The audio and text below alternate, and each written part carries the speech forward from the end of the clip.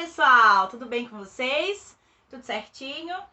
Bom, estamos aí tentando sobreviver ao caos, né, pessoal? Tem hora que parece que a gente tá vivendo um apocalipse, não é mesmo? Porque é nuvem de gafanhoto, é vírus, pandemia, é ciclone, olha, não está sendo fácil.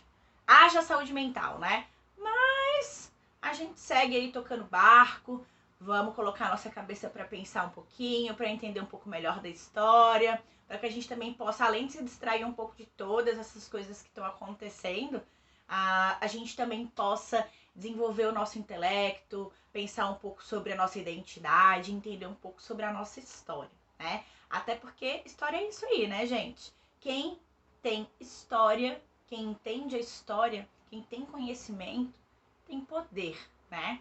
Então, vamos compartilhar esse poder de escolha, esse livre-arbítrio, porque se eu conheço, logo eu posso escolher que caminho tomar. Bom, pessoal, vamos lá. A gente vai falar um pouquinho hoje sobre um tema muito interessante, que ele é referente a um período da história que nós chamamos de Idade Moderna. Então, eu vou colocar aqui embaixo a linha do tempo da história, né? Uma divisão que os historiadores fazem para facilitar os estudos, que a gente sempre fala dela, né? Desde o início do primeiro bloco, que a gente costuma dividir em pré-história, que é a do surgimento do ser humano, até as primeiras formas de escrita. Depois nós temos a Idade Antiga, que é quando surgem as primeiras grandes civilizações, as primeiras sociedades complexas, né? Até o momento que cai o Império Romano, um dos maiores impérios que se tem notícia na história da humanidade. Esse período do fim do Império Romano até a queda de Constantinopla, no século XV, a gente data como Idade Média. É um período muito longo, né, gente? Do século V ao século XV, né? São 1000 anos. E essa foi a última temática que nós trabalhamos aí no segundo bloco. Pois então, a gente já viu ali no segundo bloco que muita coisa começou a mudar a partir do momento em que os cristãos eles saem nas cruzadas. Aquela expedição militar, né, de caráter religioso, que tinha como um dos seus objetivos retomar Jerusalém dos muçulmanos, né? Que é uma coisa muito engraçada, porque os muçulmanos nunca proibiram os cristãos de peregrinarem a Jerusalém, embora administrassem a cidade, né?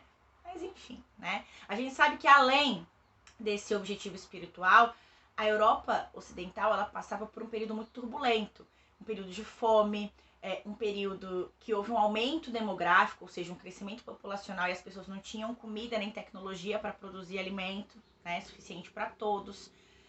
Nós tínhamos também aí várias doenças que vão surgir, como por exemplo a epidemia da peste negra, que vai devastar os europeus, né? Aproximadamente, calcula-se 15 milhões de pessoas tenham morrido pela peste negra. Além disso, a Europa vai se meter em um monte de guerras entre os nobres, entre os senhores feudais, que eram aqueles donos de terra, né, das propriedades, do feudo, que a gente já estudou também. E tudo isso vai causar um caos social. Que imagina, gente, doença, fome, guerra. Eles pensavam que o mundo estava acabando, não é muito diferente do que a gente está pensando hoje, né? Que esse 2020 aí já teve 7 temporadas, né? Porque vamos combinar, parece que não acaba nunca, a gente chegou agora na metade do ano e já aconteceram várias coisas. Então isso está se repetindo, gente. A gente vai falar um pouquinho então sobre o final da Idade Média e o início da Idade Moderna, que é marcado aí pelo surgimento dos estados nacionais. Estado nacional, o que será que isso quer dizer, tá? Vocês já assistiram filmes de antigamente em que tem figura do rei, certo? O rei, os reis, as rainhas são figuras que existiram aí nesse período da história que a gente chama de Idade Moderna. E eram eles que governavam, eram eles que tinham o poder desse Estado Nacional, pessoal. Bom, mas de onde que eles surgiram? Né? Se antes o poder estava na mão de cada senhor, de cada proprietário, né, de terra, cada um fazia as leis conforme desejava, a Igreja Católica tinha um poder imenso. Quando é que isso começou a ser desconstruído? Quando o poder da Igreja Católica começou a diminuir e o poder dos reis foi aparecendo. Como é que eles tomam o poder e formam essas primeiras nações, esses primeiros países, estados modernos? São esses países que conhecemos como países hoje. É a partir daí, pessoal, que surgem Portugal, Espanha, Inglaterra, França, né? Da forma que a gente conhece, territorialmente eles começam a se configurar desse jeito. Então vamos lá. Primeiro vamos aos conceitos, ou seja, aos significados. Eu falei para vocês em Estado-nação, tá? O que é então Estado? O Estado a gente pode definir como uma instituição com poder político centralizado. Ou seja, o poder ele vai estar nas mãos de uma pessoa, de um indivíduo, tá? E quem é esse? O rei. Existência das leis obedecidas pela comunidade. Então, o Estado-nação também vai ter um conjunto de leis que vai valer para todas as pessoas que habitam aquele território, aquela configuração territorial. Nós temos também uma outra característica que é o domínio de um território em que relações de poder são estabelecidas. Relações de poder. O que isso quer dizer? Significa que existe uma hierarquia, alguém que vai ser mais poderoso do que o outro, que vai mandar mais do que o outro, tá? Então, dentro daquele território, nós vamos ter estabelecida ali uma escadinha, em quem tá em cima manda mais e quem tá embaixo obedece. Basicamente isso. Presença de um exército responsável pela ordem interna e pela defesa em relação aos ataques externos. Gente, isso é muito importante, porque até então, durante toda a Idade Média, o senhor feudal, né, o dono da terra, daquela propriedade rural, ele era naquela sociedade, naquele universo da Idade Média, o cavaleiro, né? Já viram aí, né, aqueles filmes antigos em que tem o cavaleiro com sua armadura, sua lança, mora num castelo. Isso aí é o retrato da Idade Média, gente. Então, se alguém era responsável pela segurança, por guerrear, era exatamente essa figura. E agora essa figura não vai ter mais esse papel na sociedade, não vai ter mais essa função. Porque agora o rei, ele vai estabelecer um exército para sua própria proteção, para a proteção do Estado, para a proteção das fronteiras e para manter a ordem também. Desobedece o rei para você ver o que acontece. E, por fim, dentro de um Estado, uma outra característica é a existência de uma burocracia, né, gente? Ou seja, um conjunto de funcionários que vão auxiliar o chefe político, no caso os reis, né, na administração de todo esse rolê. A gente fala muito sobre burocratas, burocracia, funcionalismo público. Então, essa burocracia, né, esse conjunto de funcionários que vão gerir esse Estado é uma característica marcante desse conceito do que é um Estado, tá? Bom, pessoal, agora a gente vai falar um pouquinho sobre o conceito de nação. Quando a gente fala de nação, a gente lembra desse sentimento de pertencer a algum lugar, né? Então, a gente mora num Estado-nação que se chama Brasil, que foi construído, né? Essa ideia de Brasil, ela começou a ser construída quando os europeus colocaram os pés aqui, que começou todo o rolê, né? Então, depois aí de 520 anos, a gente tem consolidado essa ideia do que é ser brasileiro, de se sentir parte de um território, de se sentir parte de uma nação, tá? Então, a gente costuma definir o conceito de nação da seguinte maneira: conjunto de indivíduos que possuem um sentimento de identidade entre si e compartilham. Então, as pessoas se identificam de alguma forma. Como que se identifica? O que nos torna brasileiros, além de morar nesse território que a gente conhece como Brasil, pessoal? Tradições culturais, né? Então, a gente tem algumas tradições semelhantes, mesmo que aqui em Santa Catarina seja muito diferente do que eu vivi até os meus 22 anos de idade lá na minha cidade natal, lá em Goiânia. Ainda assim, a gente percebe alguns elementos que eles são comuns nas tradições, né? Embora se diferenciem muito. Outra coisa muito importante, a língua, né? Nós todos falamos a mesma língua, falamos o português, né? Isso nos identifica também como moradores desse território que a gente conhece como Brasil, tá? Claro que tem variações? Claro que tem. Aqui vocês falam bergamota e eu chamo de mexerica, né? Assim como outras variações linguísticas, né? Os regionalismos. Mas a gente se entende, né? Não é porque alguns vocábulos são diferentes, são específicos de cada região, que a gente não consiga se comunicar. A gente consegue se comunicar. Outra característica de uma nação é as mesmas características étnicas. O que seria isso?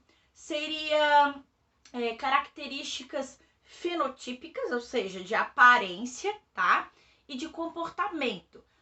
Tá, professora, mas aqui no Brasil a gente não se parece, somos tão diferentes. Somos, né? Porque o Brasil, especificamente falando, sofreu aí um processo violento de miscigenação racial a partir da chegada do europeu. Então a gente tem ali uma mistura com os indígenas, muitas vezes feita a partir da violência, né? Vocês já devem ter ouvido aí várias histórias. Ah, o meu avô laçou uma bugra, né?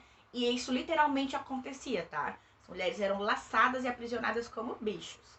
A mesma coisa em relação à escravidão dos negros, né? Que foram trazidos à força para cá para servirem como escravos. Então acontecia muito dos senhores se satisfazerem também com suas escravas por meio de violência, tá? Então essa miscigenação, ela aconteceu e também aconteceu de uma forma violenta aqui no nosso país. Então o nosso país, ele é um caso diferente, tá? Mas tem alguns lugares em que as pessoas se identificam por conta dessas características fenotípicas. Então, por exemplo, algumas comunidades indígenas se identificam dentro da sua etnia por conta de algumas características culturais, linguísticas e também pela aparência física, tá? Mas hoje, como vivemos num mundo globalizado, a tendência é que esse tipo de característica acabe ficando de lado, tá? Porque é um processo de migração contínuo que várias pessoas fazem por vários lugares do mundo. Eu sou uma migrante, por exemplo, né? Eu saí lá de Goiânia, eu saí lá do Goiás pra vir pra cá, né? Passar frio. Bom, gente, é importante a gente frisar que esse é um momento de transição, esse momento pelo qual nós estamos falando, né? A idade moderna, a transição da Idade Média para a Idade Moderna, tá? O sentimento de pertencer a um lugar é um processo de longa duração. Não acontece de uma hora para outra, né? É uma construção que demora muito tempo para eu me sentir pertencente a um lugar, me identificar com aquele lugar, me sentir daquele jeito, tá? Um exemplo prático sobre isso é o caso da Espanha. A Espanha, ela possuía vários reinos, várias línguas, várias religiões no seu território no século XV, e até hoje essa é uma questão que permeia a política da Espanha, porque tem regiões que falam línguas diferentes, que são muito autônomas, mas que desejam essa independência por se sentirem diferentes da comunidade espanhola como um todo, mas que não podem, como é o caso da Catalunha, que fez um plebiscito em 2017, né, uma votação, para decidir se eles se separariam ou não da Espanha, né? Porque, enfim, eles têm. É uma região muito rica, eles têm uma língua diferente, tem tradições culturais diferentes, por exemplo, das pessoas que moram em Madrid, e como é que eles foram tratados com violência, né? O governo espanhol, para eles, não é interessante se separar da Catalunha, porque a Catalunha responde a 20% do PIB espanhol. Então, olha como isso é complexo, né? A Espanha, ela foi formada há muito tempo, né, como país, como território, mas ainda hoje, essas questões de pertencimento e de identidade é algo que permeia a vida dos espanhóis, tá? Então, é um processo lento que muitas vezes é inacabado, como é o caso lá da Espanha. Bom, gente, vamos lembrar um pouquinho como é que era constituída essa sociedade? Como é que eram essas classes sociais, tá? A gente dividia a sociedade nesse período da história a partir de alguns pontos, tá? Nós tínhamos camponeses, tínhamos pessoas que moravam ainda nos campos e viviam do trabalho rural. Tínhamos também igreja, tá? Que tinha uma força muito grande durante a Idade Média, né? Uma força até, inclusive, de lei, porque alguém que cometesse um pecado estava sujeito até de ir pra fogueira e ser queimado, julgado e queimado, né? Então esse poder da igreja vai ser reduzido também, mas ela ainda vai ter bastante força. Vamos ter a nobreza, que eu falei pra vocês, que é essa classe aí de pessoas que tinham a terra, né? Que eram os cavaleiros antigamente, e que agora elas acabam sendo enfraquecidas pelo poder do rei. Por quê? Ela não tem mais a função de guerrear. Agora a gente tem um exército nacional. Então, qual que é a função que eles vão assumir dentro dessa nova configuração? É justamente a daquela burocracia que eu falei para vocês. Eles vão assumir os órgãos públicos, os órgãos de administração, tá? Outro grupo que vai surgir com as cruzadas e com o renascimento das cidades no final da Idade Média, né? Porque durante a Idade Média o mundo era basicamente rural, né? A vida se passava no campo. Mas no finalzinho, a gente vai ter um grande contingente de gente indo para esses centros urbanos para tentar a vida, que a gente chama de êxodo rural, né? Sair do campo e ir para a cidade. Muita gente passa por isso ainda hoje, né? O Brasil é um país agrário ainda, né? Então, naquela época, na Europa, nós vamos ter a formação dessas cidades e um grupo que vai praticar o comércio que vai se fortalecer muito, que é a burguesia, né? Que tem justamente esse nome porque as primeiras cidades medievais, elas eram conhecidas como burgos, que em alemão, vem do alemão, burg, né, que significa fortaleza. Muitas delas eram muradas para evitar a invasão de ladrões, né, enfim, saqueadores. Então a burguesia era um grupo que vai acabar se favorecendo bastante com a formação dos estados nacionais. Por quê? Porque para ela vender, gente, é mais fácil se for a mesma moeda no território só, né? Para ela é mais fácil vender e fazer comércio se todos os lugares do reino tiverem os mesmos pesos e as mesmas medidas. Porque antes cada lugar era diferente, cada lugar usava uma moeda, cada lugar usava um peso e uma medida. E os próprios impostos também, essa unificação do sistema de impostos que vai acontecer nos estados nacionais, também vai ser um ponto positivo para a burguesia, tá? Bom, gente, então vamos retomar aqui as características principais do Estado Nacional moderno, esses países que estão se formando, que estão nascendo, né? Centralização das leis, formação de um exército nacional, padronização do sistema de impostos, padronização do sistema de pesos e medidas. Essas são as características principais de um Estado-nação, tá? Ou seja, a gente começa a assistir um gradativo, um lento fim da descentralização política que era característica da Idade Média, desse sistema que a gente chama de feudalismo, tá? Que estudamos lá no segundo bloco. Bom, gente, com isso, nós vamos ter uma série de alterações, tá? Então, ao invés de termos múltiplos chefes políticos, como era o caso dos senhores feudais, cada um mandava ali no seu terreno, né, no seu galinheiro, como se diz, né, cada um fazia suas próprias leis do jeito que queria, agora a gente tem o poder centralizado nas mãos do rei. Antes, no feudalismo, cada feudo se organizava de uma forma, produzia o que era suficiente, se fosse necessário uma moeda, cada um tinha a sua moeda. Agora a gente tem a unificação das moedas, né? Então, tudo isso a gente percebe, né, quando a gente fala de temporalidade, que está mudando, que está se desconstruindo. Agora, gente, para a gente poder fechar esse assunto, eu vou falar um pouquinho sobre a figura do rei, tá, professora? Mas como é que esse cara acumulou esse poder, então, todo nas mãos dele? Como assim? A gente chama, pessoal, essa forma de acumulação de poder de absolutismo. Se você que está aí me assistindo tivesse todo o poder de uma nação nas suas mãos e você pudesse fazer o que você quisesse, né? O que você bem entendesse. Se tudo fosse seu, né? O reino é meu, os impostos são meus, eu faço o que eu quiser, né? Como é que as pessoas permitiram isso? Que um indivíduo apenas concentrasse todos os poderes em suas mãos?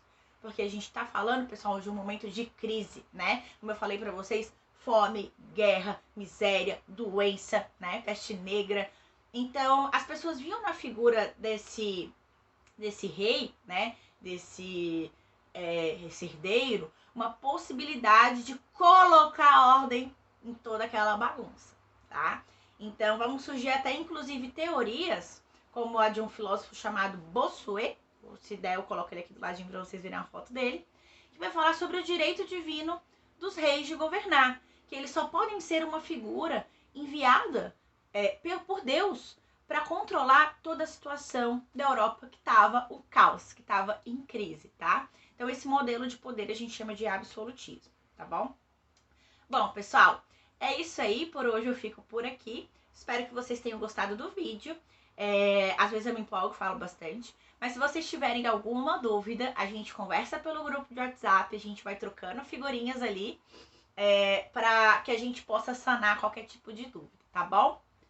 Um beijo pra vocês, fiquem bem, se cuidem, álcool gel, máscara, quando for precisar sair, evitem sair de casa. Um beijo grande, tchau, tchau.